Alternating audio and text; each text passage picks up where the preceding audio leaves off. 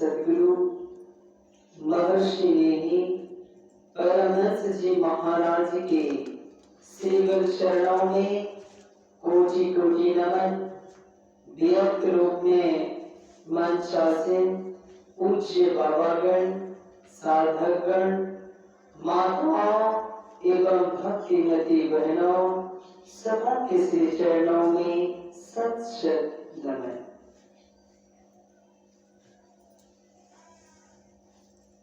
अभी का प्रतिपाद्य विषय कर्म पर संवाद है लक्ष्मण जी और गुह निषाद जी का। यह संसार परिवर्तनशील है, यहाँ की वस्तुएं नष्ट होती रहती है, स्थितियां बदलती रहती है।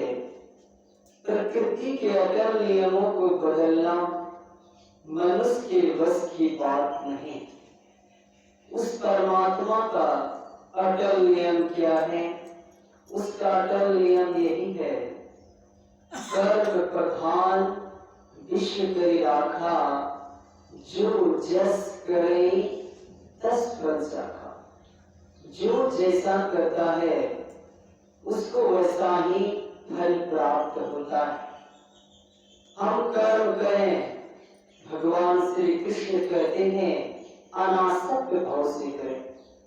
ब्रह्मण्याधाय कर्माणि संगम त्यक्त्वा करोति यत् लिप्तेन स पापेन पंगपत्राणि वामदसा।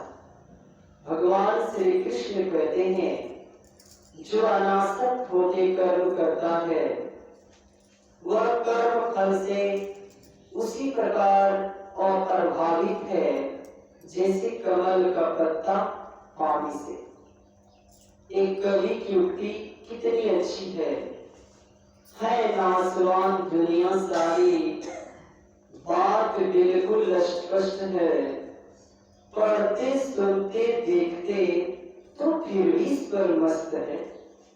नेत्र पर भी यह देखता स्थिर कोई वस्तु है नहीं, अपने को स्थिर है मानता, अज्ञानता है बस ये।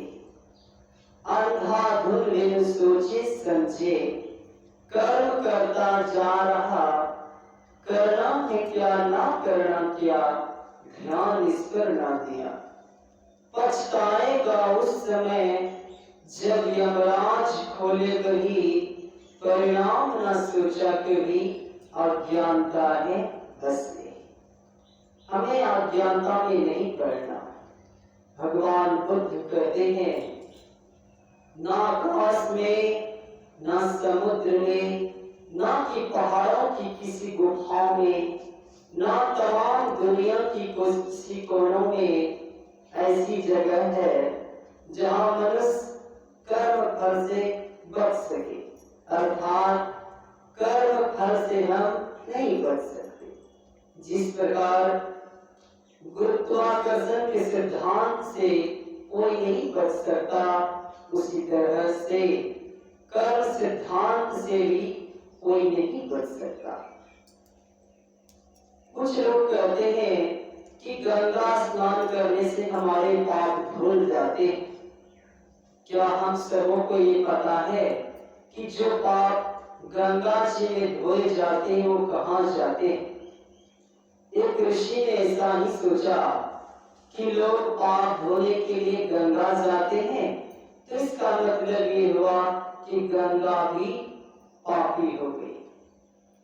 ये जानने के लिए उन्होंने एक देवता की तपस्या की।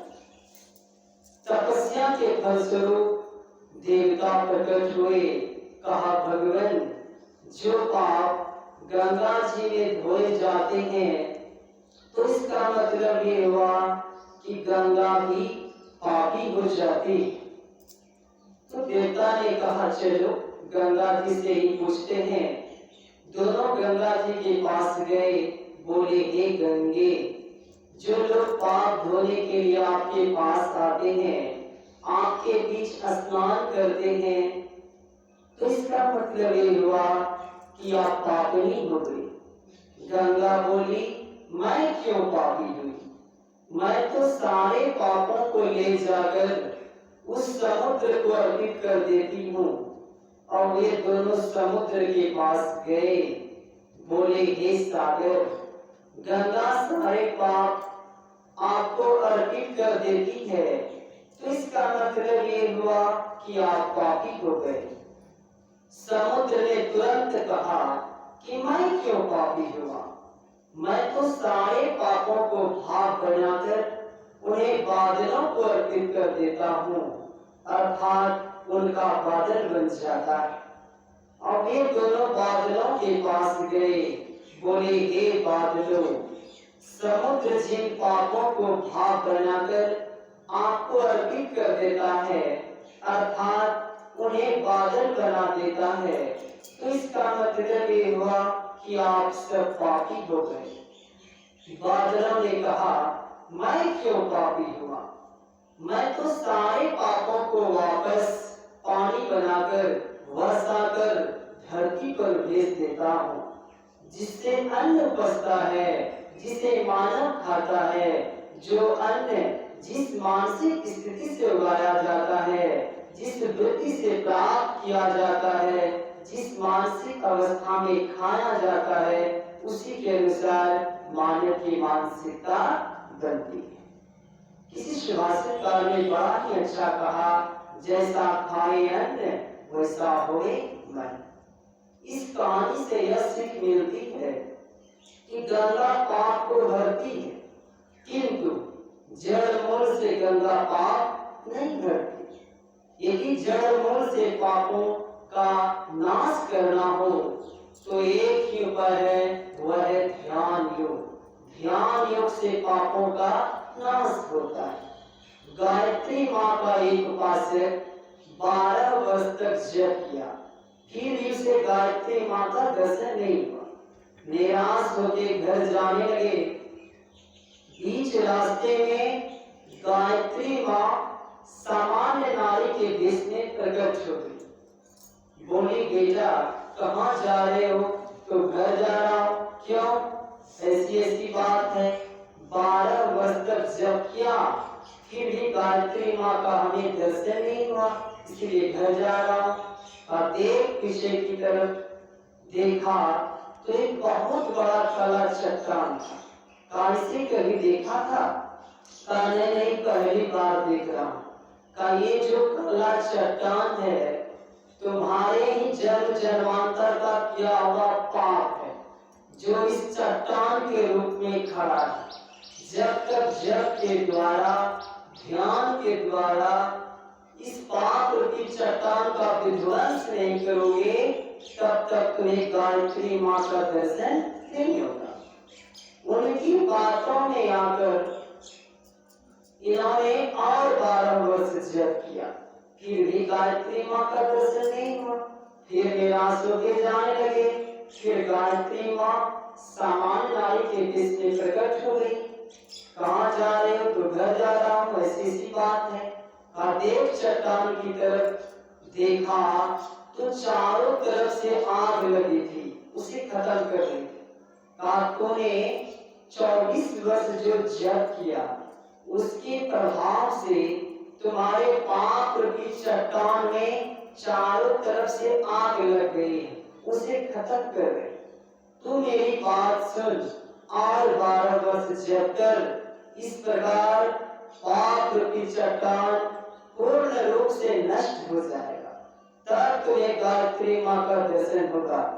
इनकी बातों में आकर उन्होंने और 12 वर्ष जप किया। इस प्रकार उन्होंने 36 वर्ष जप किया। अब वह जहाँ काला चट्टान देखता था, वह साक्षात गायत्री माँ को देखने लगा। सतगुरु सतगुरु नित्य ही पुकारत, छीजत पाप समुख रहे, सतगुरु ये में भारत, काम क्रोध मद लोभ है। तो हम सबों को चाहिए शास्त्र अनुकूल कर्तव्य कर्म करें, शास्त्र विरुद्ध और कर्तव्य कर्म नहीं करें।